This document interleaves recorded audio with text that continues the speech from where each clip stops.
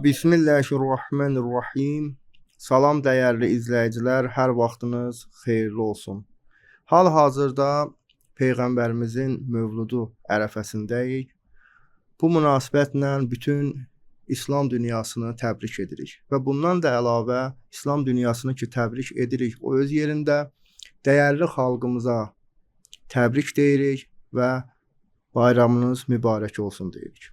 Bu verilişdə təbii ki Peyğəmbərə həsr olunub, bu veriliş dəyərlidir bizim üçün. Ona görə də bu dəyərli verilişə iki dəyərli ilahiyyatçı qardaşımızı dəvət eləmişik. Bunlardan biri dəyərli qardaşımız Kazım qardaşımızdır ki, xoş gəlmisiniz bu verilişə. Sağ olun. İkinci dəyərli qonağımız isə Seyid Mirtosib qardaşımızdır ki, siz də xoş gəlmisiniz. Çox sağ ol, Allah kömək olsun. Yəni bu dəyərli verilişdə sizin hər ikinizi burada görməklə mən çox şadam. Həqiqətən bu elə bir verilişdir ki, Peyğəmbərimizin bərəkətindən biz də burada varıq. Yəni Peyğəmbər elə bir şəxsiyyətdir ki, onu dillə tərif eləmək biraz çətindir bizə. Siz indi məndən də yaxşı bilirsiniz. Siz hər ikiniz ustadsınız, dəyərli şəxsiyyətlərsiniz. Yəni Peyğəmbər Allah tərəfindən bizə verilən bir nemətdir. Biz gərək o nemətin qədrini bilək. Amma təəssüflər ki, siz özünüz də bilirsiniz ki, dünyamız elə bir haldadır ki, hal-hazırda Peyğəmbərimizi düzgün bir formada tanıya bilməmişik. Təqdimat yanlış olub daha sonra. Bəli. Elə ilk sualım da bu cürdür ki, məsələn, İslam dini gözəl dindir. Bizə sülh dini kimi amma təqdim ediblər. Təkcə sülh Bəli, sülh dini kimi təqdim ediblər. Amma biz tarixi hadisələrə baxanda görürük ki, bu tarixi hadisələrdə mübarizə var, qardaş. Yəni bu necə ola bilər sülh dinidir ki, amma bu yandan müharibə var, adam öldürmək var, məsələn, qəbul var, inkar var, təsdiq var. Yəni aləm dəyib bir-birinə. Axı necə ola bilər ki, bu dünya bu dini sülh dini kimi təqdim edir? İlk sualım elə mən sizə ünvanlayıram, bunu bir təqdimat eləyin görə bu niyə belədir? Bismillahirrahmanirrahim. Mən də sizi, hörmətli izləyicilərimizi salamlayıram və bu mübarək və müqəddəs bayram, mövlud münasibəti ilə həm sizi, həm bütün müsəlmanları, məxsusən də hörmətli Azərbaycan xalqımızı təbrik edirəm. Bəli, çox sağ olun. Peyğəmbərimizin mövludu çox mübarək və müqəddəs bir gündür. Hədislərimizə əsasən bu müqəddəs gündə bir neçə qeyri-təbii hadisə baş verib. Onlardan biri bütlərin üzü üstə yerə yıxılmasıdır. Bəzi alimlər bunu belə yozurlar. Büt yəni batil simvolu və yerə yıxılmaq isə təslim olmaq və məhv olub aradan getmək. Bəzi alimlər buyururlar ki, Allah Taala bu işlə bütün bəşəriyyətə mesaj verdi ki, Peyğəmbər və onun gətirdiyi İslam dini batillə mübarizə eləyəcək və batili özünə təslim edib, sonda məhv edib aradan aparacaq. Təbii ki, belə bir günü, belə bir müqəddəs günü hamı gərək bayram keçirəm. Mən çox təəssüf edirəm ki, necə olur, müsəlman ölkələri bəzən bunu rəsmi bayram olaraq qeyd etmirlər. Bu çox təəssüflüdür. O da bütün xalqımızı, bütün müsəlman xalqlardan, məxsusən öz xalqımızdan istəyimiz budur ki, bu günü mübarək bayram olaraq qeyd etsin və bir daha bu müqəddəs və mübarək gün münasibəti ilə hər birinizi və bütün bizi izləyiciləri təbrik edirik. İslam dini cavab olaraq budur ki, İslam dini həm sülh dinidir, həm də eyni halda mübarizə. Və bunların arasında heç bir ziddiyyət yoxdur. Ümumiyyətlə mümkün deyil. Başqa sözlə desək, İslam dini mübarizə edir ki, sülh bərpa olsun, sülh bərqərar olsun. İslam dini bütün bəşəriyyət üçün sülh olaraq gəlib, əmin-əmanlıq gətirib. Buna çoxlu dəlillər var, inşallah işarə edəcəyik. Amma o şəxslər ki, belə deyək, o vəhşi quldurlar ki, bəşəriyyət üçün sülh istəmirlər. Bəşəriyyətin sülhü üçün maneədirlər. Peyğəmbərimiz və din, müqəddəs İslam dini əmr göstəriş verib ki, bunlarla mübarizə olunmalıdır. Son həddə mübarizə olunmalıdır. Məsələn, Allah Taala Quranda buyurur: "Fəqatiluhum hatta la takuna fitnə." Fitnə, fəsad aradan gedənə qədər, sona qədər bunlarla mübarizə olmalıdır. Niyə? Çünki bunlar bəşəriyyətə, insaniyyətə ləkədirlər. Bunlar gərək də aradan getsin. Nə qədər bunlar var, bəşəriyyətin sülhü yoxdur, əmin-amanlığı yoxdur. Hazırki günümüzdə də biz görürük belə bir varlıqları, belə bir yoluxucu fəsadları görürük. Fəsad qüdrətləri görürük ki, nə qədər onlar var, regionumuzda sülh olmayacaq. Nə qədər onlar var, bəşəriyyət sülh görməyəcək. Onlar ləkədirlər. O da Allah Taala belə bir göstəriş verib. Və ya məsələn, hətta peyğəmbərimizin buyurduğu ilk şüar la ilahə illallahdır. Bunun özü mübarizə xarakterlidir. La ilahə yəni demək istəyir inkarla başlayır. Yəni sizin batilə olan etiqadınız batildir. Bütlərə olan etiqadınız batildir. Birinci bu cürlə başlayır. Sonra buyurur ki, bunları nəf edəndən sonra, bu etiqadı batil edəndən sonra buyurur ki, Allah var. Bu şüar özü mübarizə ilə başlayır. Təbiidir, peyğəmbərimizin həyatı da mübarizə ilə başlayıb. Amma bu mübarizə hansı mübarizədir? Bu mübarizə sülh naminə olan mübarizədir. Bu mübarizə istəyir bəşəriyyətin sülh və əmin-amanlığın sual altına aparan, onlara mane olan qüdrətlərlə mübarizədir. Məsələn, bunu bir misalla izah eləsək, elə bilirəm daha yaxşı olar. Elə bir xəstə insan müraciət edir həkimə. Həkim ona diaqnoz qoyur ki, sənin filan bədən üzvü mütləq kəsilməlidir. Bu bir anda həmin vaxtı bu şəxs və ya yanında olan qohum-əqrabası tez etiraz edirlər ki, niyə kəsirsən? Müalicə et də. Yəni qorxu yaranır. Bəli. Həkim də cavabında deyir ki, xeyr, iş işdən keçib, daha əgər müalicəsi mümkün deyil və əgər bir həftə keçsə və ya 5 gün geciksə, neçə 3 gün geciksək, daha bu xəstəlik yayılacaq bütün bədəni və bütün sənin özünü təhlükəyə alacaq və səni məhv edəcək, aradan aparacaq. Bütün vücudunu məhv edib aradan aparacaq. İndi bu misalı tətbiq eləyək həmin bu sülh məsələsində. Həmişə tarix boyu belə bir dəstə olub, bir qrup insanlar olub. Quran da bu barədə buyurur, tarixdə də gəlib, hədislərdə də gəlib. Həmişə bir qrup insan tənəzzül ediblər. İnsaniyyət məqamından tənəzzül ediblər. Bəşəriyyət və insaniyyət üçün ləkə olublar. Onlar üçün təhlükəli bir yoluxucu fəsad olublar. Onları əgər kəsib aradan aparmasan, bütün bəşəriyyət və insaniyyəti təhlükəyə alacaq. Odur gərəkdir onlar aradan getsin və bunu normal qarşılamalıyıq. Bunu normal qarşı. Onlar nə qədər var, insanların sülh əmin-amanlığı yoxdur.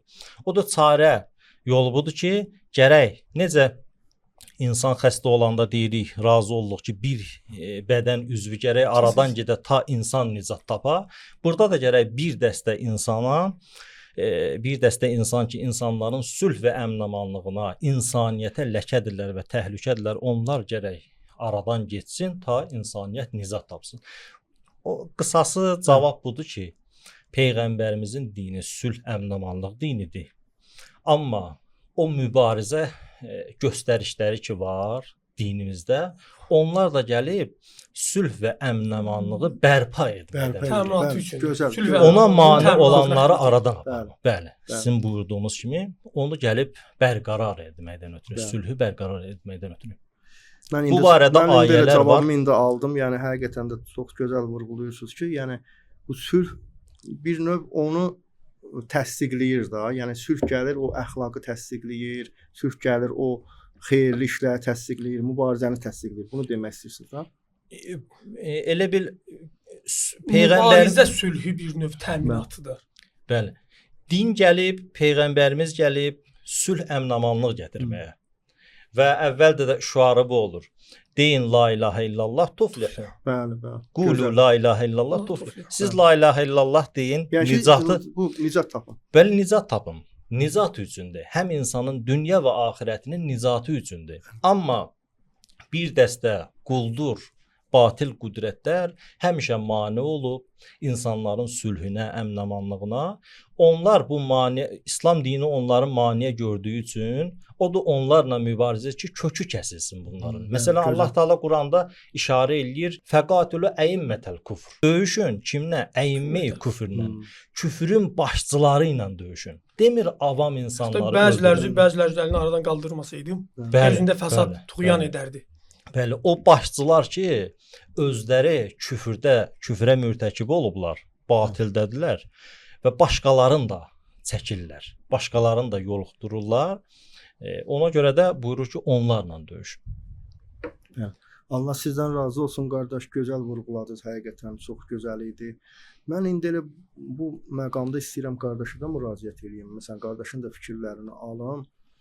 Dəyərli qardaşımız ki, bu cür yanaşdı. Sizin yanaşmanız necə olar? Məsələn, bizə sülh dini kimi təqdim edirlər bu dini. Amma biz tarixi hadisələrə baxanda görürük ki, burada müharibələr var, əks bir mövqe var və yaxud bəlkə bizim başa düşdüyümüz sülh o sülh deyil. Allahın dediyi sülhlə bizim başa düşdüyümüz sülhdə fərq ola bilər, ehtimal verirəm.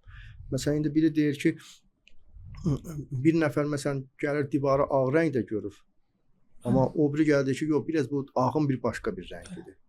Bəlkə Allahın dediyi sülhlə bizim dediyimiz sülhdə fərq var. İcazə üzrə mən də bir neçə nöqtəyə toxunum. Əvvəla Bismillahirrahmanirrahim. Allahumma salli ala Muhammedin və ali Muhammed.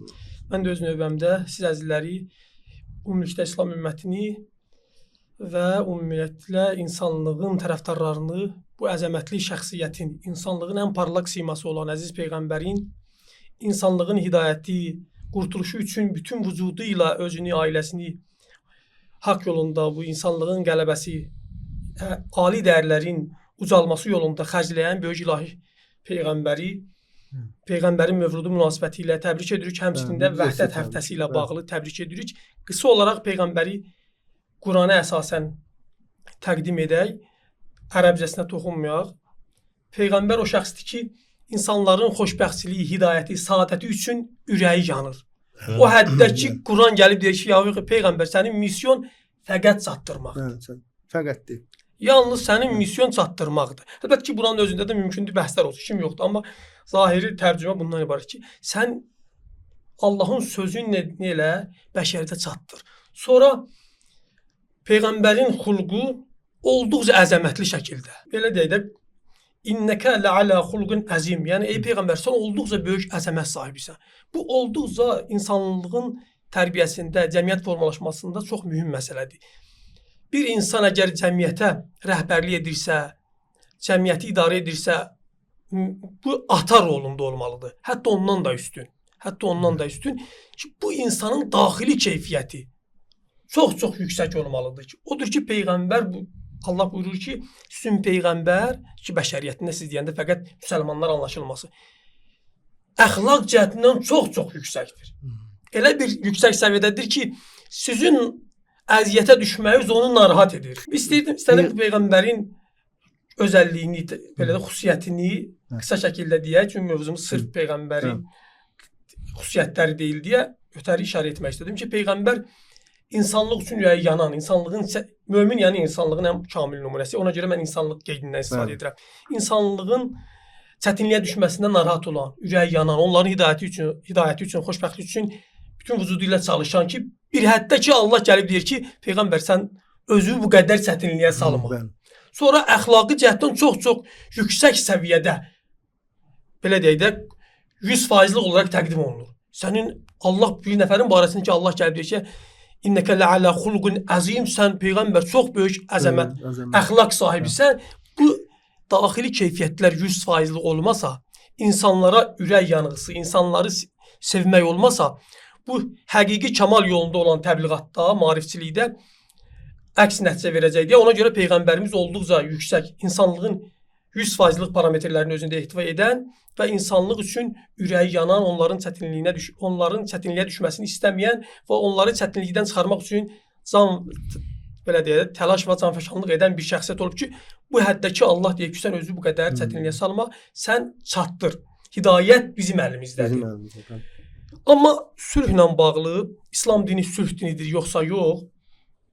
Bunu əgər Şeyx qardaşımız da işarə etdi. Əgər İslamın daxilində olan mübarizələri, müharibələri, mücadilələri, eyni zamanda cihad ayələri, mücadiləyə, mübarizəyə, müqavimətə çağırış edən ayələri nəzərə alıb İslamın sülhünün olduğunu desək, bu mənadakı bu ayələr, bu mübarizələr, bu mücadilələr İslamın, həmin sülhün, əmin-amanlığın, xoşbəxtçiliyin, saadətin təminatına xidmət edirsə, əgər sülh dini deyənlər bunu nəzərdə tuturlarsa, bəli, İslam dini ilə sülh və barış dinidir. Bəli.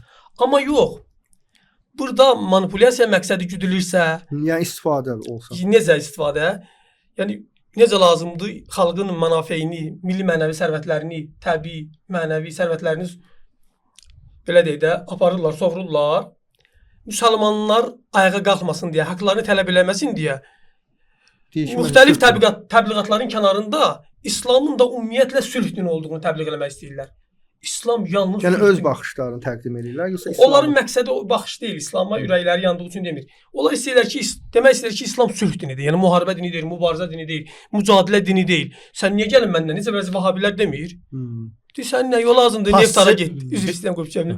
Sən nə yol lazım, neftara getdi. Əlbə gəlsə belə deyək də sağlam qalatsan, özünü qoruya bilərsən, bilməsən. Bunun mənası nədir? Bunun mənası budur ki, sən xalqın mənafeyini kim aparır, kim sovurur, kim mənimsəyir, sən ona maraqlı olma. Sən ancaq İslam dini sülh dini. Yəni bir mənada bu da İslam dini sülh dinidir, qardaş. Otur namazı qıl, orucu tut. Belə deyək də təbii bizə onu təqdim ediblər. Ancaq namazdan və orucdan ibarətdir. Bəli, tamamilə. Bu da yanlış təqdimatdır. Ona görə deyirəm ki, əgər məqsəd budursa ki, bəzilərindən başa düşülən budur. Bu yanlışdır. Bu cür sülh dini deyil İslam. Nəyə görə? Toxunmuram, indi söhbət əsnasında şərait yaransa işarə edərik. Həm kifayət qədər Quran ayələrimiz var, mübarizəyə, mücadiləyə, cihada, ədalətə dəvət edir.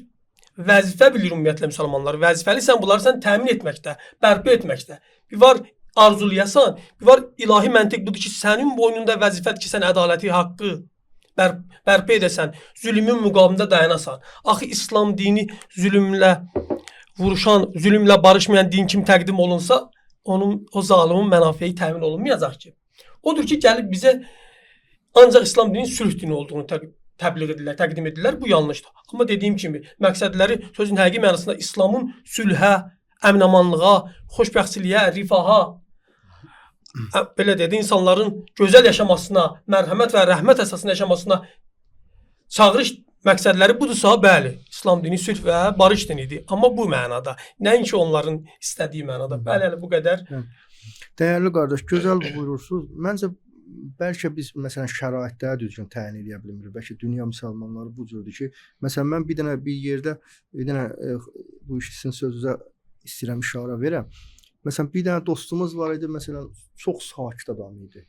Kim bunu görürdü, deyirdilər ki, bu əxlaqlıdır. Məsələn mən bilirdim ki, bu çox sakitdir, təbiəti sakitdir. Bunun üzərindən İslamı təqdim edirdilər. Deyirdilər ki, bu çox əxlaqlı adamdır. Bir nəfər də var idi, məsələn çox belə aqressiv adam. Deyirlər ki, bu da radikaldır.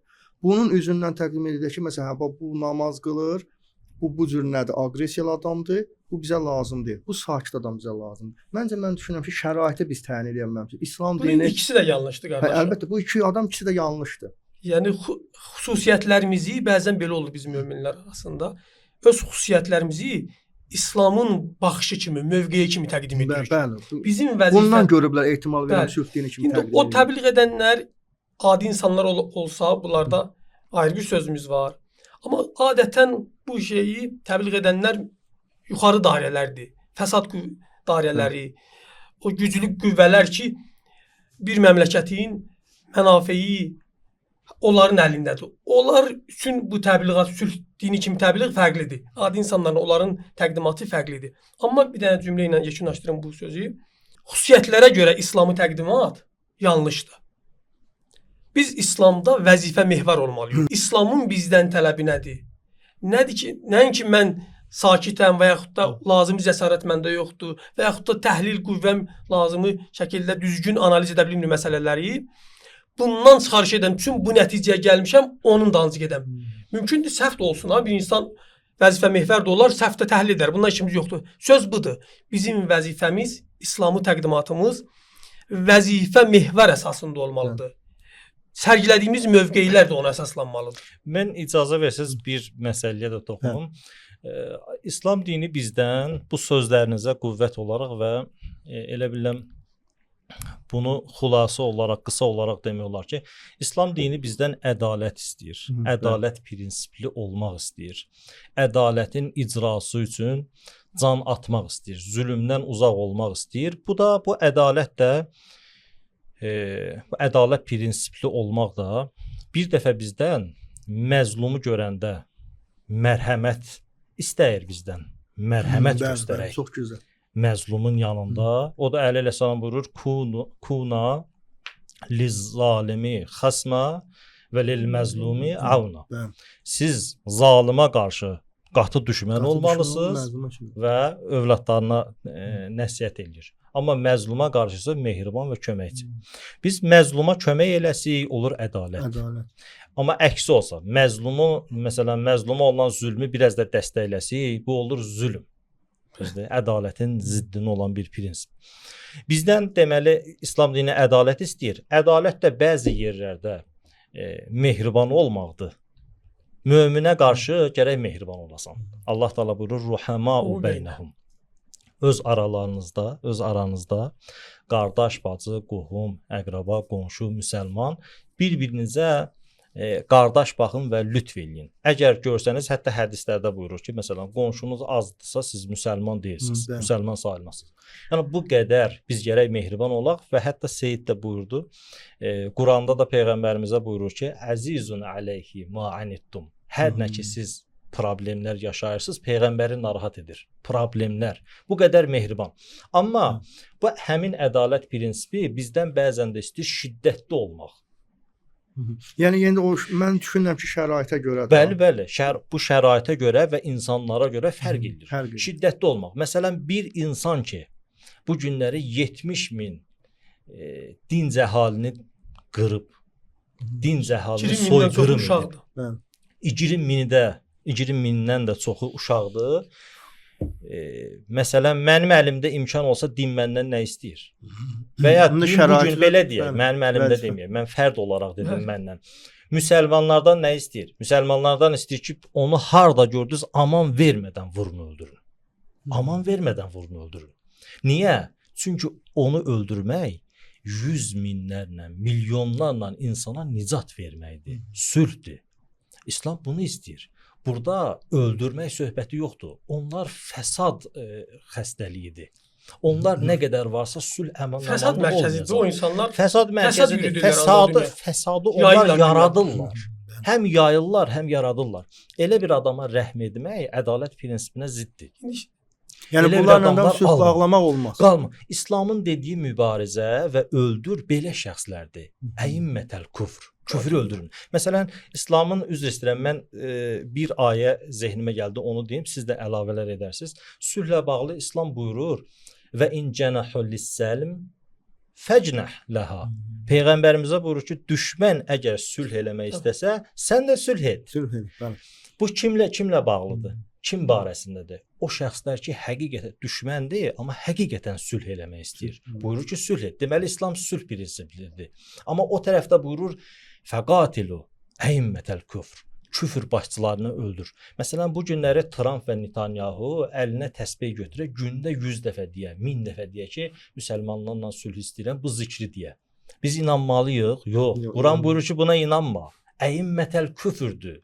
Küfür başçılarıdır. Küfrü yayan, fəsadı yayanlardır. O günahlar onda təsir qoyub da. Onunla yox. Bu ayə ki, sülh eləmək istədi, siz də sülh edin, belə şəxslərə aid deyil. Məsələn, Əli əleyhissalamdan bir hədis var, buyurur ki, sülh insanlar arasında sülh etmək bütün müstəhəb oruc və namazlardan üstündür. Bütün insanlar arasında sülh etmək. Deməli İslam sülh tələbdir. Məsələn, İslam dinində var ki, hətta bir heyvanı əgər sənə toxunmursa, zərər vermirsə, onu öldürmək Onu öldürmək icazəli olmaz, deyil. bəli. Məsələn, Əli əleyhissalam buyurur ki, mənə bütün dünyanı verərlər, mən bir qarışqanın ağzından məsələn yemi almaram ki, ona zülm olsun. İslam belə bir prinsiplidir, sülh prinsipli. Amma o ki deyir öldür, o ki deyir bunlarla mübarizə et, o şəxslər sülh Fəsad bəşəriyyət mənbəyinə çeviriblər özlərini artıq. çeviriblər və insanlığa zərərdirlər. İnsaniyyətə ləkədirlər, bəşəriyyəti üçün təhlükəlidirlər. Allah buyurur onlarla mütləq mübarizə olmalıdır. Əgər mübarizə olunmasa, sülh istəyən, sülhsevər insanlara, sivil insanlara xəyanət olub. Mən bir iki cümlə ilə haşiyə çıxım. Yəni İslam sülhün təksib etmir ha, bunu bir mənə olaraq bilək. Siz demişkən şəraiti nəzərə alır. Şəraitin içində də tərəflər var. O tərəflər mühümdür. İndi bir anlıq təsəvvür edək. Fələstində, Yəməndə, əvvəllər Liviyada, İraqda, son günlərdə İranda müsəlmanlara haqsız olaraq hücum olunub, zülmlər olunub, qətllər törədilib. Minlərlə, 100 minə yaxın deyək ki, ümumilikdə, bəlkə də çoxdur, insanlar öldürülüb. Mən müsəlman, bir dənə Peyğəmbərin hədisi var, mənə tərcüməsini deyirəm məzmun etibarilə. Dünyanın bir güşəsində əgər bir insan fəryad edərsə, bəzən o ibarə müslim gəlib, bəzən elə rəcul olaraq gəlir, insan olaraq. Bir insan, zülmə məruz olan bir insan fəryad edərsə, kömək istəyərsə, ona köməklik etməyən müsəlman deyil bu həddə. Yəni təsəvvür edirsiniz, ətrafımızda, böyürbaşımızda müsəlman qardaşlarımızı, bacılarımızı, körpə qızları, uşaqları qətliam edirlər. Bir çoxları müsəlmanlarla sülh bağlamaq yerinə gedib müsəlmanları qıranlarla sülh bağlayırlar. Gəlib bu sülhlərində İslam məsələn gəlib desinlər ki, İslam üçün sülh tələb dindir deyə mən bu prinsipdən əzizim. Sən kimi Allah'dırsan? Sülh deyil, xəyanətdir. Sən kimi Allah'dırsan? Qarşındakı nə hesab edirsən?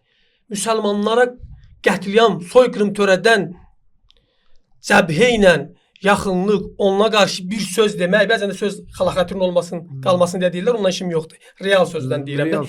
Real bir söz demirsən və hətta onların başçıları ilə qol-qola girib iftixar edirsən ki, filan kəslə Trumpla oturub dururam, mən ondan əməkdaşlığım var. Bunların gəlib sülhdən danışması bu manipulyasiyadır. Bu xəyanətdir. Odur ki, müsəlmanlar ayıq olmalıdır. Belə insanların İslam şoğlarını aldamamalıdırlar.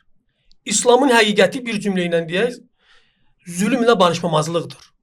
Zülmün içində hər şey var. Cəhalət var, elmsizlik var, fəsad var, rüşvət var. Hamısı zülmün içindədir. İslam zülmlə barışmamağı bizdən tələb edir. İslam. O kəslər ki, indi mənim xoşum gəlir, gəlmir, bu ayrı mövzudur. Mənim məzhəbimdən eyni deyil, bunlar ayrı bəhsdir. Qardaş, o insanlar ki, zülmlə barışmırlar, vəhdət onların ətrafında olmalıdır. Bugün müqavimət zülmlə barışmır, fədakarlıq nümayiş etdirir və böyük qurbanlar veriblər bunun yolunda. Əgər biz doğrudan da İslamın buyruqlarına əməl ediriksə, zülmlə barışmayan, İslamın mahiyyətinə əməl edən, zülmlə barışmayan insanların mübarizəsinə dəstək vermirik. Qarşı batıl cəbhəyə dəstək verirsə, bu xəyanətdir. Mənim onlarla işim yoxdur. Onlar öz mövqelərini, öz işlərini görüb gedirlər. Müsəlmanlara tövsiyə deyəndə bir çağırış da, bir hədisləri, Quranı azdan çoxdan oxuyan biri kimi, əzizlər, İslamı olduğu kimi tanıyağın, İslam adı ilə bizi aldatanlara imkan verməyən ki, bizi İslam adı ilə aldatsınlar. Bu çox önəmlidir. Çox üzr istəyirəm. Siz gözəl bir nöqtələrə vurğuladınız. Onda belə çıxır ki, dünya İslam dinini tanımır. Onlar öz İslamlarını təqdim edirlər. Bəli, belə demək olar. Yəni məsələn, mən belə başa düşürəm. Yəni mənfəətpərəstlər öz mənfəətlərinə uyğun İslamı təqdim edir. Bəli. Məsələn, indi hal-hazırda dünyada bu cür bir proses var ki, məsələn, Amerika harasa gedir, özünə uyğun bir İslam yaradır. Dəqiqən.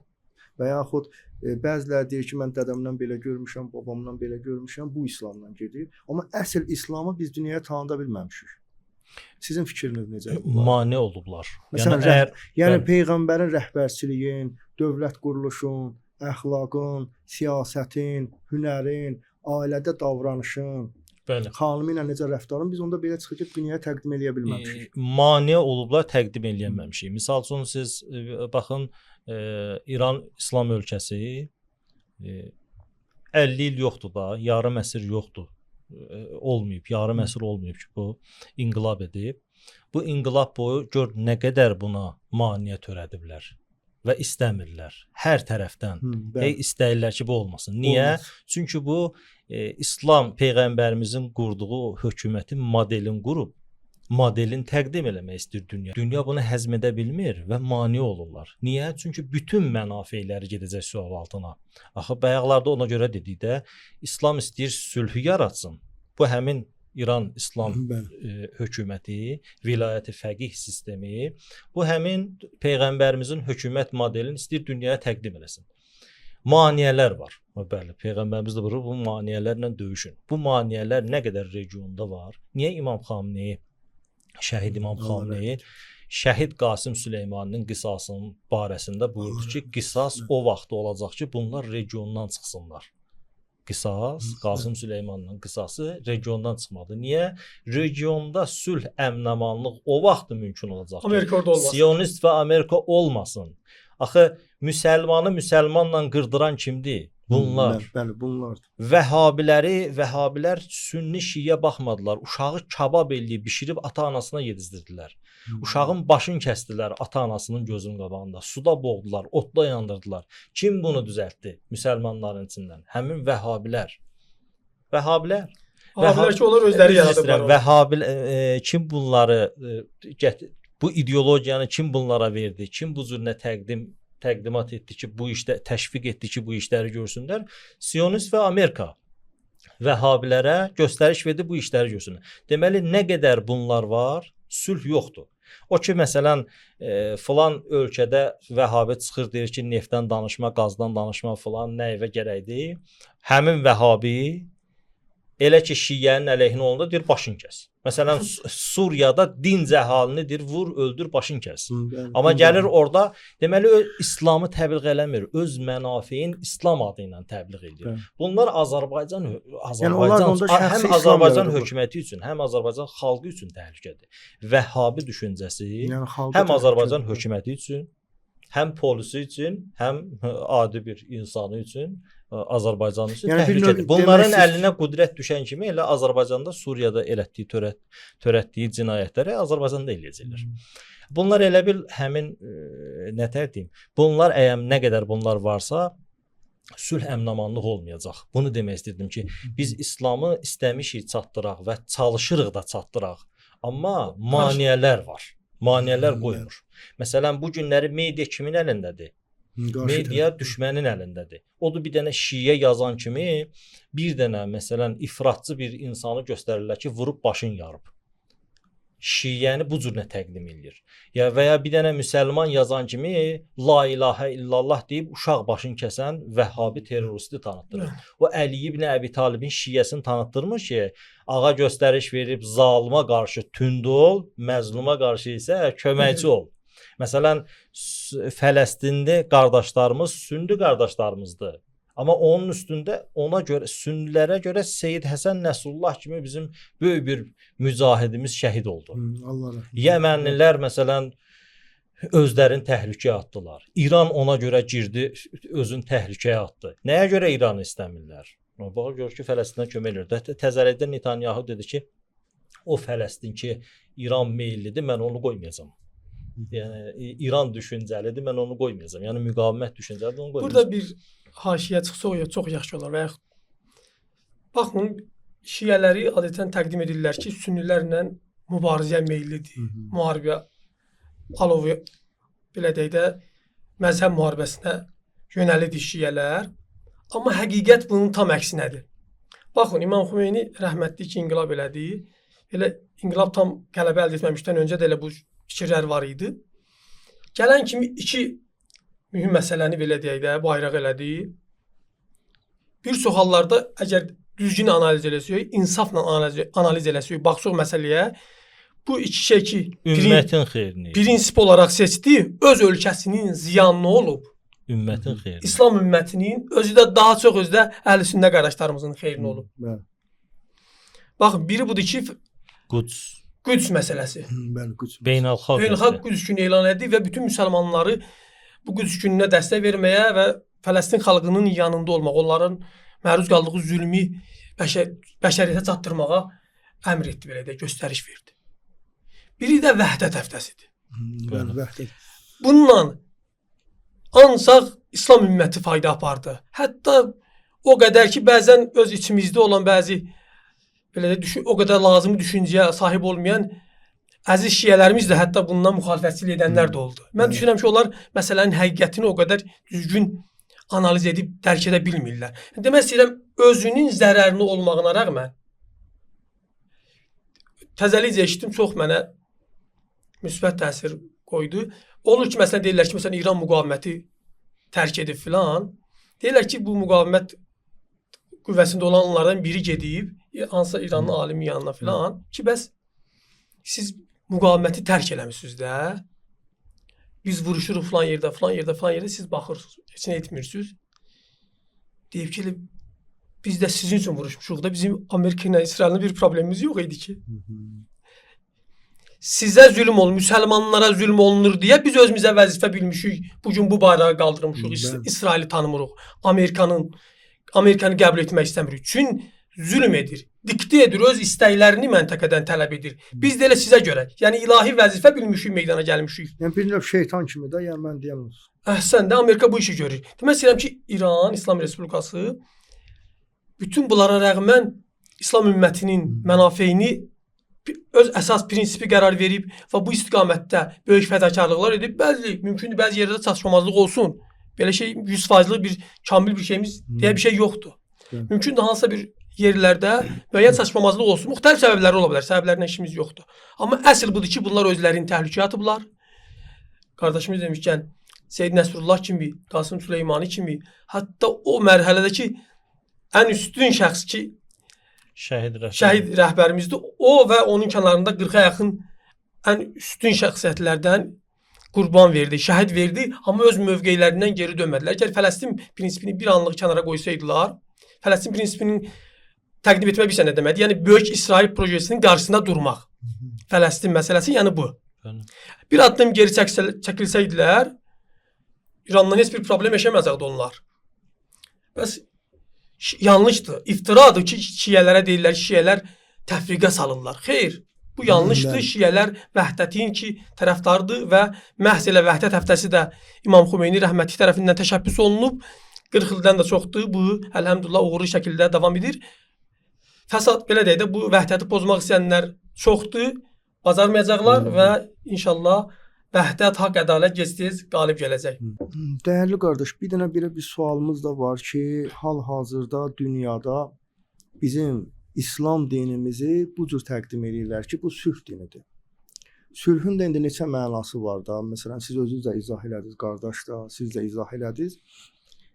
Amma sülh dini olmaqla bərabər bunun qarşı tərəfi də var. Biz görürük, müharibələr var, çətinliklər var və yaxud qarşı tərəfdə bizə hansı dini təqdim edib? Sülh adı altında. Qardaş gözəl vurğuladı ki, sülh adı altında məsələn namaz qıl, məscidə get və yaxud Quran oxu. İndi hal-hazırda biz müsəlmanları necə görürük? Ancaq məscidə getsin, oruç tutsun və yaxud biraz da Quran oxusun, üzündən oxusun, tamam. Amma halbuki bu peyğəmbərin dini bu cür belə bir din deyil axı. Yəni peyğəmbərin dinində qarşı tərəfə də mübarizə var idi. Bununla bağlı fikirləriniz necədir? Təşəkkür edirəm suala görə. Sual çox aktual və gözəl sualdır. Bu dinin belə bir formalaşması, bu cür dini belə təqdimat edənlərin təqsiridir. Onlar müqəssirdirlər. Dini bu cür təqdimat ediblər. Dini belə çatdırıblar ki, din təkcə sülh dini, dinin mübarizə prinsiplərindən danışmamaq. Bu səbəb olub ki, bu cür insanlarda formalaşır. Bunun səbəbi nədir? Nəyə görə dini belə təqdim ediblər? Bunun səbəbi, bunun bir neçə səbəbi var. Bir səbəbi budur ki, bir dəstə ümumiyyətlə dini tanımayıblar. Dindən məlumatsızdırlar. Yəni peyğəmbər də tanımayıblar, din də tanımır. Bəli, düzgün tanımayıblar. Nə dini düzgün tanıyıblar, nə peyğəmbərimizi düzgün tanıyıblar, nə Quran maarifini düzgün tanıyıblar. Dini akademiya görməyiblər, hövzə görməyiblər. Dini ondan bundan eşidiblər, hər cürə də eşidiblər, o cürünə əzbərləyiblər, başqa sözlə desə kopya eləyib, kopyalayıb danışıblar. Əlavə olaraq bir dəstə insan passiv düşüncə və passiv ruhiyyəyə malik olduqlarına görə din adı ilə passivliyi təbliğ ediblər. Məsələn, yəni xasiyyəti necədir, onu gətirib dinə? Bəli, öz xasiyyəti necədirsə, düşüncəsi hansı bir formadadırsa, ona uyğun dini götürüb, kopyalayıb, ona uyğun da danışır. Ondan artığını danışmaq istəmir. Həm məlumatsızdır, həm də ki, ruhiyyəsi passivdir. Passivliyi din adı ilə təbliğ edib. Belələri o qədər təhlükəlidir ki, təsəvvür elə azacıq mübarizə görən kimi, dinin mübarizə prinsiplərindən danışan bir şəxsi görən kimi, qeyrət və şücaətdən kimsə danışırsa, bunu görən kimi tez radikallıq adın damğa olaraq vururlar ki, bunlar radikaldır. İnanın, bunların əlinə təfsir Quran təfsiri düşməyib. Əgər Quran təfsiri bunların ixtiyarında olsaydı, Həzrəti İbrahimi də radikal adlandırardılar. Niyə? Çünki Həzrəti İbrahim əleyhissalam elmlə başa saldı, başa düşmədilər. Əvvəl dəlil gətirdi. Dəlil gətirdi ki, sən deyilsən də Rəbb, Allahdır Rəbb. Günəşi məşriqdən çıxardır, məğribdə batırır.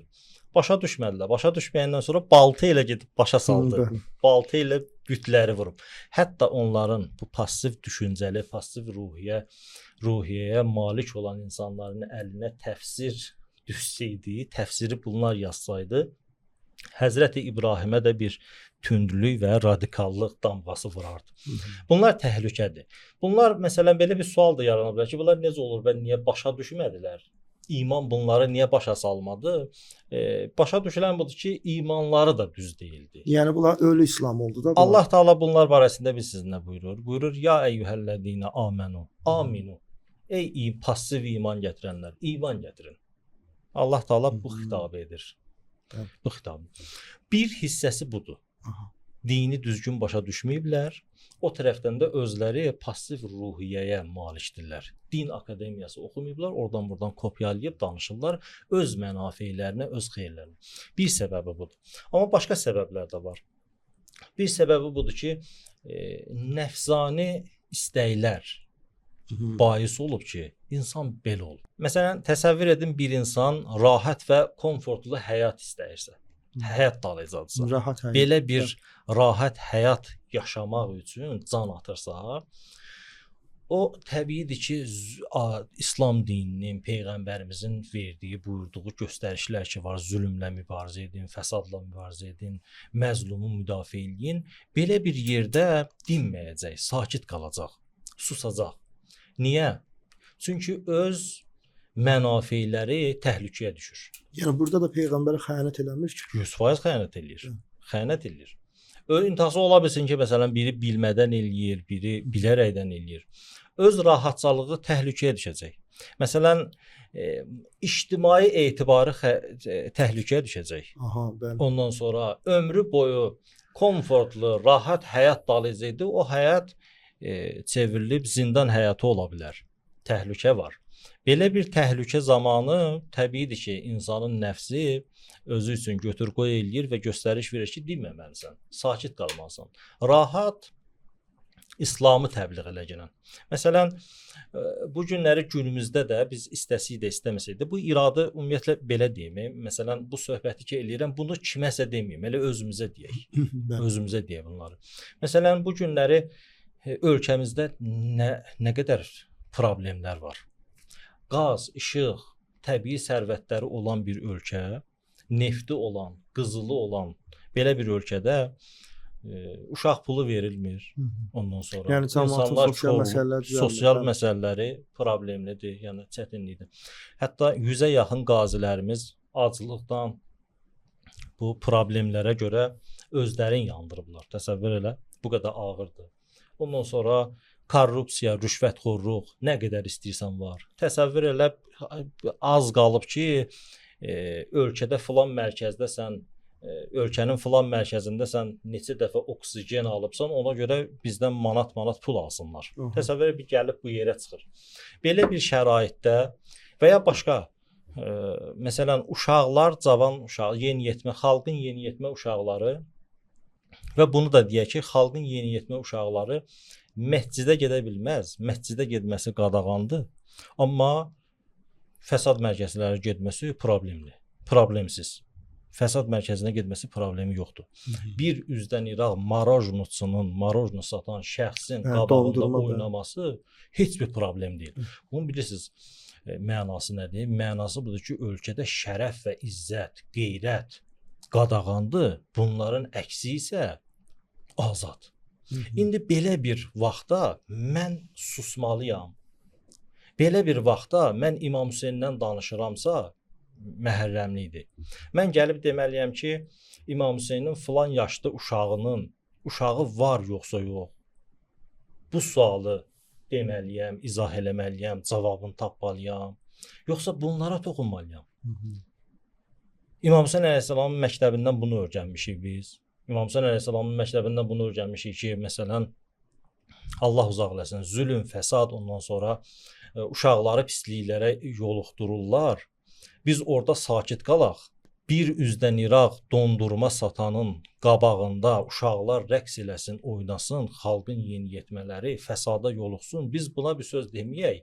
Gələk deyək ki, məsələn, İmam Hüseyn əleyhissalamın 3 yaşda qızı var idi, yoxsa yox. Bu barədə danışaq. Təsəvvür elə, adam bəzən baxır, həddən artıq təəssüflənir ki, Qandi, Mahatma Qandiyə belə bir cümlə nisbət verirlər ki, deyir, mən bu inqilab və şücaət ruhiyyəsini İmam Hüseyn məktəbindən öyrənmişəm. Belə bir cümlə nisbət verirlər. Mahatma Qandi gəlir, İslamdan bunu başa düşür. Amma biz isə gəlirik, Aşurada bir dənə məsələn primitiv bir məsələni və ya izah eləməklə biraz da xalq arasında, dindarlar arasında problem yaşadırıq ki, İmam Hüseynin filan adlı qızı var, yoxsa yox. Ayıbdır bu. Ayıbdır. Dəyərli qardaş, bir dənə də siz çox gözəl vurğulayırsınız. Siz danışdıqca mənim zehnimə bu gəlir ki, bu da yenə də biz peyğəmbəri tanımamışıq. Əsl İslamı ortalığa qoymamışıq. Məncə o onunla əlaqəli olur. Ya düzgün təbliğatçılar meydana çıxmayıb, yaxud ya xalq, millət məsələn özü İslama meyl eləməyib və yaxud ya sizin dediyiniz kimi qadağalar var idi, cəmaatın qarşısını alıblar, qoymayıblar əsl İslama cəmaat getsin. Bəli, 100% əsl İslamı çatdırmamışıq. Amma burada indi bizim izah etdiyimiz budur ki, bu 100% İslamı, o düzgün İslamı niyə çatdıra bilməmişik? Bir səbəb budur ki, dini düzgün tanımamışıq, oxumamışıq, düzgün çatdıra bilməmişik. Bu barədə danışdıq. İkinci cavab budur ki, bir dəstə insan dini düzgün tanıtdıra bilməyib, ona görə ki, nəfs amili, yəni öz baxışını qoyub ortalığa. Nəfs amili ortada öz rolunu oynayır. Əgər o gəlib dinin mübarizə prinsiplərindən, tərəflərindən danışsa, canı təhlükədə olacaq. Həmişə axtardığı o komfortlu həyatı itirəcək. Yəni əldən çıxacaq. Əldən çıxacaq. Bunlar bais olur. Bunlar bais olur mən sakit qalım. Bunlar bais olur filan kəs sakit qalsın, dinməsin. Niyə? Axı necə olur İmam Hüseyn necə olur sadə bir sualları biz izah eləməklə şou göstəririk. Amma gəlirik İmam Hüseyn əleyhissalamın məktəbinə böyük bir təhlükə var, orada sakit qalırıq. Uşağı deyirəm bir dondurma satan insan öz qarşısında oynadır, özü də əcnəbidir. Fəqət uşağı, böyük qadınları, xalqın namusunu deyək. O xalqın namusunu oynadır. Bu məsələ. Burada sakit qalır. İmam Hüseyn məktəbinin təbliğatçısı sakit qalır. Amma gəlir İmam Hüseyn əleyhissalamın 3 yaşlı uşağını var idi, yoxsa yox, orada gəlir şou göstərir. Orada gəlir tərəf tapır. Orada gəlir öz elmiyyətini isbat eləmək istəyir, göstərmək istəyir. Niyə? Çünki təhlükə var. Qısası o dinin müqavimət, Allaha sığınıram bu sözü deməkdə. dini müqavimət prinsiplərindən tərəfindən danışmaq hər adamın işi deyil. Yəni Və ya üzr istəyirəm, deməkdə niyyətiniz budur ki, yəni Allahın adamları ortalığa çıxmalıdır da. Yəni Bəli, İslam 100%. dinini onlar təbliğ edir. Təbliğ etməlidir, düzgün təbliğ etməlidir. Nəfs amili gəlir bais olur. Qorxunu yaradan nəfs amilidir. İnsanın nəfs amilidir. Bu maraqları yaradan nəfs, insanı susmağa vadar edən nəfs amilidir. Bir hissəsi. Başqa səbəblər də var. İcazə verirsiniz bir əlavə edeyim. Buyurun, buyurun. Bir budur ki, şeyx toxundu bir neçə səbəblərə ki, niyə gerçək İslamın təqdimatında problemlər var, səbəblərinə toxundu. Birinə qısa bir cümlə ilə toxunum keçeyim. Ki, o suala ki, şeyxə əziz qardaşımıza vermişdiniz, onun cavabını mən öz hazırladığım mətləblərə əsasən qeyd edeyim. Birində o insanların mənfəətini, insanları idarə edənlər, o belə deyək də şər qüvvələri və yaxud da mənfəətpərəst qüvvələr, onlar özləri üçün təbliğatçılar yetişdirirlər. Bəli. Və onlar belə deyək də elə bir İslam təqdim edirlər ki, o İslamda o insanlara zərər gəlməsin. O formalaşan cəmiyyət elə cəmiyyət olmasın ki, gəlib desin ki, sən niyə mənim neftimi, qazımı, suyumu aparırsan? Üzr, məqsəd yönlü İslam, məqsəd yönlü İslam maarifi və ona əsasən məqsəd yönlü təbliğatçılar yetişdirmək. Bəli. İndi o sual ki, oldu, niyə mübarizə tərəfi təqdim olunmayıb? Da səbəblər, bir sıra səbəblər deyildi. Mən istəyirəm ki, İslamın mahiyyətinə toxunum. Həm sülh tərəfi aydın olsun bir mənada ki, izahlar olundu. Və niyə İslamın mahiyyəti, mən düşünürəm ki, burada İslamın mahiyyətinə azacıq toxunsuq individuallik çərçivəsində, qısa şəkildə insanlar bilər də, onlar ki, məqsəd yönlü İslamı öz istədikləri kimi təqdim edirlər, onları biz dəyişdirə bilmərik. Yəni, haqq tərəfdarlarının yəni, onlarda kök salıb da. Onların məqsədi, marağı bundadır, mənfəəti bundan keçir. Mümkün deyil ki, o gəlib öz mənfəətinin əksinə. Allah pərəst deyil o, mənfəət pərəstdir. O insan gəlib Allahın maraqlarını ortaya qoymaz ki, təbii ki, öz mənfəətini, İslamı da elə təqdim edəcək ki, orada onun mənfəəti təmin olunsun. Amma İslamın mahiyyəti nədir? Mən istəyirəm həm özümüz xatırlatma olsun özümüz üçün, həm də cəmiyyət üçün. Baxın görən İslam bizdən nə istəyir? O sual aydın olacaq. Artıq İslamı yanlış təqdim edənlərin də belə deyək də planları alt-üst olacaq bir mənada. Baxın, təkəbbür dini mətnlərdə, qaynaqlarımızda gəlib ki, yalnız və yalnız Allaha məxsus. Yəni böyüklük də. Həqiqətdə reallıq da odur ki. İndi kimsə ateist onunla işimiz yoxdur, o qəbul etmir onlarla. Reallıq budur bizim əqidəmizə, ağla, məntiqə, fəlsəfiyə və dinə əsasən deyir ki, varlığı yaradan odur. Deyir ki, böyüklük hissi fəqət onda olmalıdır. Və müsəlmanlara da, insanlara da haram buyurulur bir növ. Kibirin olması. Allah'a bəli. Hətta elə bir zərrəsi insanın vücudunda olsa, hədisdə mən toxunmuram da kim deyib, hansı imam deyib. Bir zərrəsi olsa cənnətə daxil olmaz bir insan. Cənnətə daxil olmaz. Təkəbbürlü insanların yeri necə pis bir yerdir. Necə bir pis bir yerdir. Çoxlu qeydlər getirmişəm, onlara toxunmuram. Amma harda təkəbbür olar? Harda icazəlidir? Ət-təkəbburu mə'al mütəkəbbiri ibadətun. Mütəkəbbirli insanların qarşısında, diktator xüsusiyyətli insanların qarşısında təkəbbür eyni ibadətdir. Mütəkəbbirli insanın müqabilində əxlaq nümayiş etdirmək, o saxta əxlaqdır, həqiqi əxlaq deyil. Əxlaqın kibir özü... Bu gözəl addır, saxta əxlaq. Saxta əxlaq. Bu təkəbbürlü xüsusiyyəti özü bir əxlaqı mövzulardandır. Danışılanda gərək buna toxunulsun. Mən çoxdur deyə durmaq istəmirəm üstündə. Digər bir prinsip İslamın mahiyyətini özündə ehtiva edir. La təzlimunə və la tuzləmun. Bu İslamın mahiyyətidir. Nə zülm et, nə zülmə boyun əy. Yəni İslamı bir insan düzgün tanımaq istəyirsə, bu Quran, hədis və Qurana əsasən İslamın təqdimatıdır. Nə zülm et, ixtiyarımız yoxdur, heç kəsə zülm edək, zəifdir, filandı olmaz. Zülm edənlərin də müqabilində zülmə boyun əyməməli, ixtiyarımız yoxdur. İslam buna bizə icazə vermir. Sonra düşmənlərin təhlükəsini aradan qaldırmaq üçün, yəni sənin mənfəəti sual altına aparan, sənin özü, həyatı təhlükəyə atan, dini təhlükəyə aparan insanların təhlükəsini aradan qaldırmaq üçün Quran-ı Kərimdən gözəl bir ayə, özü də çox üstündə danışılası bir strateji ayədir mənə görə. Deyək, hazırlıq görün, güc toplayın, imkan qədər, hər nə qədər imkanınız var, güc toplayın. İndi orada güc belə deyək də perimetr nümunələrinə işarə edir, onlar şimdi yoxdur. Bir sözlə güc toplayın. Nə üçün? Səbəb nədir? Düşmən Allah sizdən düşmənini qorxsun. və həmçinin Allahla Qorxuzacaqsınız. yanında öz düşmənlərinizi qorxudasınız. Onlar sizin həyatınızı təhlükəyə atmağa cəsarət eləməsinlər. Bu gün biz cəmiyyətimizə baxanda görürük ki, bu hissə çox boşluqdur. Bizim lazımı xalq olaraq gücümüz yoxdur. Ona görə zalimlar, mənfəətpərəstlər, xalqın mənfəətini belə də sömürənlər hər iki məsələdə gündən bir ancaq xalqı təzyiq altına aparırlar. Nəyə görə? Çünki qorxacaqları yer yoxdur. Xalqı zəiflədiblər. Bu, yəni xalq güclü olmalıdır. Xalq güclü olmalıdır ki, imkan verməməlidir ki, mənfəətpərəstlər onları belə deyək də öz ayaqları altında əssin. Baxın əzizim, bir-iki cümlə ilə bu sualın cavabını yekunlaşdıraq. Bu İslamın və bu qəbildə olan kifayət qədər ayələrimiz var. İslamın mahiyyəti budur. Qısa bir cümlə ilə desək, İslam zülmlə barışmır. Zülmlə, haqsızlıqla, ədalətsizliklə, sonra vəhşiliklə barışmır. İstər fərdi Müxalifət, həyatımızda, istər istər ictimai. istər fərdi həyatımız olsun, istər ictimai. Bizi müxalifətçiliyə vadar edir. Şeyx buyurdu, şu İslamı, təvhidi qəbul etməyin şərtlərindən ən əsası biri la ilahə illallah.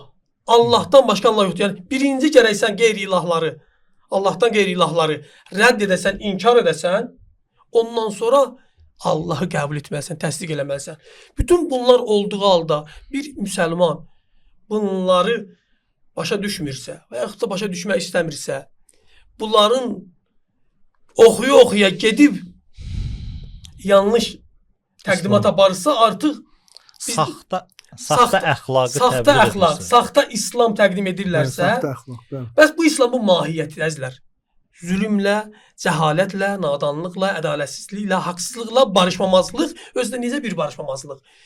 Onun müqabilində dirəniş göstərmək. Biz vəzifəliyik ki, şəraiti dəyişək.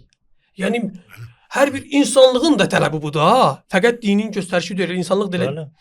İnsanlığın da tələbi budur ki, qardaş, sən olduğun cəmiyyətdə müsbət dəyərlərin hakim olmasını istəyirsən. Nəinki saxtakarlıq, nəinki belə deyək də rəzil sifətlərin. Əgər bir insan istər müsəlman olsa, qeyri-müsəlman, olduğu toplumda ali dəyərlərin hakim olmasını istəmirsə, onun yanında rəzil sifətlərin, qeyri-ali dəyərlərin hakim olmasına göz yumursa, o insanın İslamı saxtadır və yaxud da nöqsanlıdır, biraz indi insaflı. Ya da ki, özündən bir İslam gəlir. Ya da özündən bir İslam formalaşdırır.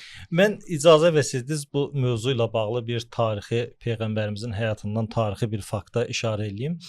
Buyururlar ki, tarixdə gəlib, Peyğəmbərimiz elə ki başladı İslamı təbliğ eləməyə, birbaşa hegemon qüdrətlərin mənafi ilə, o dövrün hegemon qüdrətlərinin mənafi ilə müxalifətçilik yarandı. Problem yarandı. O da gəldilər Peyğəmbərimizə, birinci vədələri bu idi. Sən bu İslamdan əl çək, yəni nə? Deməli mübarizədir. Bu İslamdan əl çək, ən gözəl qızımızı, qəbiləmizdən olan ən gözəl qızımızı veririk sənə, yəni şəhvət. Ən böyük, özümüz üçün səni böyük seçirik, rəhbər seçirik, yəni şöhrət. Və hər nə qədər asayiş istəyirsən, rahatçılıq istəyirsənsə, onu da sənə təqdim edirik, veririk. Mal, dövlət, səni edirik öz rəhbərimiz. Bu da rifah və komfortlu həyat. Peyğəmbərimiz cavabında buyurdu ki, əgər günəşi sağ əlimə qoyasınız, ayı isə sol əlimə, mən bu İslamın təbliğindən əl çəkməyəcəm. Peyğəmbərimizə də o günün batil qüdrətləri bu yolla nüfuz etmək istəyirdilər ki, səni öz qəbiləmizin rəhbəri edirik, şöhrət istəyirsən veririk. Ən gözəl xanım, öz qəbiləmizdən olan xanımı səndən evləndiririk və hər nə istəyirsən veririk. Bütün dünyanı veririk. İndiki sözlə desək, rahat və komfortlu həyat veririk. Amma Peyğəmbərimiz bunların hamısına mənfi cavab verdi. Niyə? Çünki Peyğəmbərimiz qeyrətli idi. Niyə? Peyğəmbərimiz üçün şücaətli idi. Peyğəmbərimiz insaniyyəti istəyirdi, hidayət etsin. Əgər biz də bu cür onların verdiyi vədlərə aldansaq, və ya nəfsimizin verdiyi vədlərə aldansaq, təbiidir ki, bu yolu davam edə bilməyəcəyik. Bəli. Təbiidir ki, məsələn, peyğəmbərimiz iqtisadi böhran yaşadı. 3 il Şeyb-i Əbi Bəli, Talibdə üç il çətinlikdə bunlar çətinlikdə qaldılar, ac qaldılar, amma izzətli qaldılar. Məsələn, bu günləri əgər mən filan fəsada yox desəm, həyatım təhlükəyə düşür. Peyğəmbərimizin də həyatı təhlükəyə düşürdü. Məsələn, bəzi təhlükələri gərəkdir ki, qəbul edək. Gərəkdir. Bəzi təhlükələri qəbul edək, amma İslamı təbliğ edək. Məsələn, təbiidir ki, gəlib ona buna şirk demək asandır. Heç bir problemi yoxdur. Təsəvvür elə, hətta bəziləri şirkdən danışır. Adam bilmir bu şiyyədir yoxsa vəhabi. Şirk mövzusundan danışır. Nəyə görə biz şirk mövzusundan danışanda rububiyyətdə tohidin və şirkdən danışmırıq? Rububiyyətdə tohid, yəni 2 cürədir. Bir, təkvini aləmdə, bir də təşrii, şəriət, yəni qanunvericilik təkcə Allaha məxsusdur. Qanunvericilik təkcə Allaha məxsusdur. Ay əziz, sən hansı qanunvericiliyə, batil qanunvericiliyə etiraz eləmisən? Bıçağa qədər rəsmi sənədlərdə hicab qadağası var. Allahın zəruri buyurduğu, İslam dininin zəruri buyurduğu hicab qadağası var. Sən buna etiraz eləmirsən? Buna etiraz eləmirsənsə və ya o qədər yeniyetmə uşaqlar bayaqlarda işarə elədikdə məscidə gəlməsi qadağandır, bu dini cəhətdən düzgün deyil axı. Bu hansı qanunvericilikdir? Sən bunlara etiraz eləmirsən, amma məsələn üçün şirk Əli əleyhissalamı çağırmaq düzgündür yoxsa yox? O qədər şirk deyirlər. Şirk sənin özünsən. Şirk özünsən, heç özündən xəbərin yoxdur. Şirk özünsən. Rububiyyətdə tohid, yəni qanunvericilik təkcə Allaha məxsusdur. Bu qanunları biz gərək qəbul edək. Bundan qeyri-qanuna gərək yox deyəsən. Əgər deyə bilmirsənsə, xahişən, çox xahiş eləyim, lütfən bu mövzuda danışma. Mümkündür mən də və ya kimsə də filan şəraitdə ola bilsin danışa bilməyə. Amma gəlib bu heç olmasa mövzularda. Yəni kimin gücü nəyə çatır? Onunla danışsın. Bəli, 100%. Bunu demək istədim ki, Peyğəmbərimizin də həyatında birinci gəlib bu cürünə düşmənlər bu məsələlərlə Peyğəmbərimizi istəyiblər tamahlandırsınlar və özünə cəzb etsinlər, nüfuz etsinlər. O buyurduğu saxta İslam və nəyi? Saxta əxlaqı Peyğəmbərə təbliğ elətdirsinlər. Amma Peyğəmbər bunlara yox dedi. Yoxdur. Saxta İslam və saxta əxlaqı. Hətta Peyğəmbərimizə bu təklifi etdilər ki, bizim bütlərimiz var. Bu bütlər də olsun. Bu ilahlar, Allahlar da olsun. Sənin də dediyin Allah bir dənə. Məsələn, 100, 365 dənə, 366 dənə bizim Allahımız var. Bir dənə də olsun 367. Yəni bunu da qəbul elədik. Qatışdır. Yəni onların İslamı olur da. Bəli, İslamı saxtalaşdır, qatışdır. Nə qədər danışırsan danış. Təsəvvür elə bu qədər Peyğəmbərimizlə istədilər müamilə etsinlər, amma Peyğəmbərimiz yox dedi. Yəni əzizlər, burada sırf hələ İslamdan da əl götürmək deyil də bunların təklifində. İstəyirlər ki, məqsədləri bu idi ki, Peyğəmbər onların mənafeyinə zid addım atmasın. Yoxdur, İslamı da gətir. Yəni Peyğəmbər olan adam olsun. İslamı təqdim elə, nə istəyirsən de, amma bir dənə fəqət burası ilə işin olmasın. Bizlə işin olmasın. Bizim mənfəətlərimizi sual altına aparma. Ondan sonra təqribən düşünürəm ki, bugün bu işlər görülür bir çox hallarda. Bəzən nisbi müstəqillik təqdim olunur bəzilərinə. Baxırsan, görürsən ki, rahat necə lazımdır İslamı olduğu kimi təqdim edir də. Amma biraz məsələlərə daha dəqiq baxsan, burasını görərsən. Bizlə işin olmasın. Həmkarlıq. Bizim mənfəətlərimizi sual altına aparmaq. Qurandan danış, İmam Hüseynlə danış. Necə olub elə o cür danış. Amma bizlə belə deyək də qarşı durmaya getməsinlər. Əziz Seyid, bunu da əlavə etsək gözəl olar ki, düşmənin batil qüdrətlərin maraqları, prinsipləri tarix boyu təkrarlanır. O dövrdə qeyd etdiniz ki, bu cürünə bu metodla istəyiblər nüfuz etsinlər, yenə də həmin metodla istəyirlər nüfuz etsinlər. Həm batilin prinsipləri həmişə təkrarlanır, həm də haqq cəbhəsinin prinsipləri təkrarlanır. Bu gün məsələn şəhid rəhbərimiz nə dedi? 14 əsr Allah bundan rəhmət əvvəl İmam Hüseyn əleyhissalam Yezidə dediyin bu günlərdə şəhid rəhbərimiz dedi. Mənim kimisi, Yezid kimisi beyyət etməsin. Həm haqq cəbhəsinin sözləri təkrarlanır, prinsipləri təkrarlanır, həm də batil cəbhəsinin. Hər iki qardaşımıza həqiqətən mən təşəkkür edirəm. Yəni mən özüm sizin danışıqlarınız mənə çox müsbət təsir elədi. Həqiqətən gördüm ki, bir növ adam özü dərslər ki oxuyuruq, bunlar bizə tanışdı, amma sizinki dilinizdən səslənməyi yenə də bir növ mən elə başa düşdüm, elə dərk elədim, düşündüm ki, bizim peyğəmbərimiz bir növ məzlumdur. İslam dini məzlumdur. Niyə görə məzlumdur? Bu İslam dini gözəl dindir. Burada əxlaq var, sülh var, ədalət var, şücaət var, hörmət var, izzət var, ailə dəyərləri var. Bunları yetərincə çatdıra bilməmişik. O da sizin dediyiniz kimi, yəni bu cür olub ki, qarşı tərəflər bizim maneə törədiblər. Bəzi insanlar səhlənkarlıqlar eləyiblər. Bəziləri vəzifəsinə əməl eləməyib. Hər halda. Amma yenə də bir növ adam düşünür ki, bizim dinimiz məzlum idi. Yenə də bu məzlumiyyəti biraz da məzlumiyyətlikdən çıxardan bir şəxs oldu ki, Allah İmam Xomeyni ağaya rəhmət eləsin. Getdi İslam dini dirçəltdi. Allah rəhmət eləsin. Bir cümlə deyək burada. Bəli. İraqlı ustad var idi. Bunu bəlkə demişəm. Deyir ki, İslam ölmüşdü. Bəli, İmam Xomeyni gəldi onu diriltdi. Bəli, çox gözəl. Yəni düz İmam Xomeynin də ətrafında o dəyərli alimlər var idi. Yəni Musa Mütərraq var idi, Ağa Behişti var idi. Yəni onlar sahib vaxtı istəmirəm alam. Və bundan sonra İmam Xomeyninin xətti ilə gələn, təbii ki, İmam Xomeynin də xətti peyğəmbərimizin xətti idi. İmam Əli xətti idi, İmam Zaman ağanın xətti idi. Sonra İmam Xomeynin xəttini də dirçəldən gətirən, yəni yenə də qayıdırıq ora, peyğəmbərin xəttini dirçəldən, bu dini şövqləndirən, ölü İslama can verən bizim dəyərli rəhbərimiz Ayətullah Xameneyi idi. İslam dininin ictimai, siyasi səviyyəsini, cəhətlərini, prinsiplərini, həqiqətlərini ortaya qoyan. Yəni məsələn, bu sağa qədər fərdi məsələlər çox olub tarix boyu.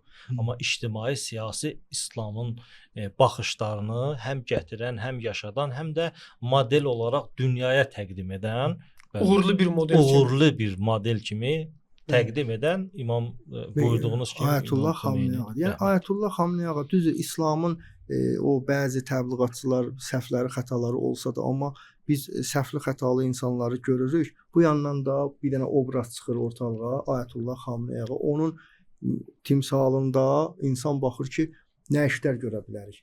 Biz həqiqətən Ayətullah Xameneyi şəhid olmağı ilə peyğəmbərin bir növ elə bir dinin dirçəltdi, Allahın dinin qabaq apardı. Yəni mən də burada indi elə peyğəmbərin mövzududur da. Peyğəmbərin mövzu ilə əlaqədar elə bütün təbliğatçılara bu cür sözümüz olsun ki, gəlin dəyərli qardaşlar, dəyərli dostlar, mehriban olaq, vəhdət həftəsidir. Vəhdət eləyək.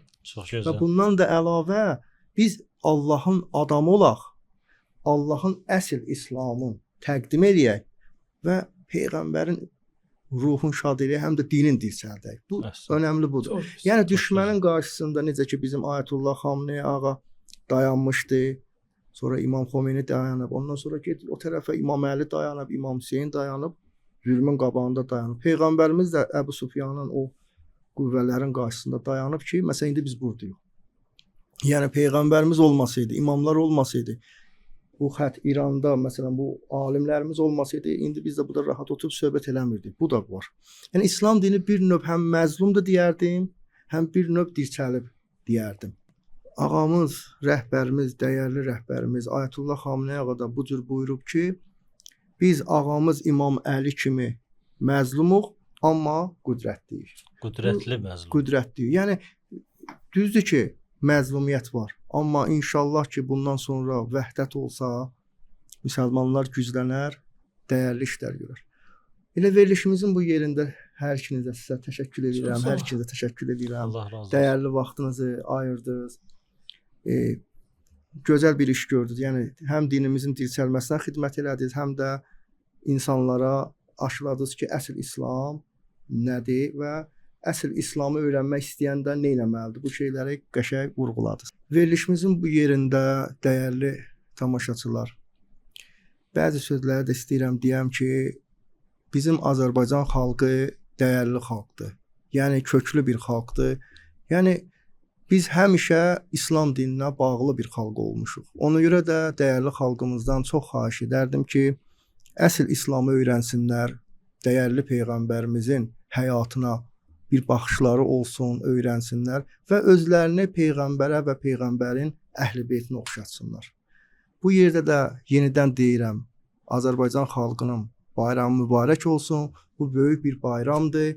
Çox yaxşı olar ki, evlərinizdə bu bayramı təntənəli şəkildə qeyd edin. Sizlə sağollaşırıq və gələn görüşlərə qədər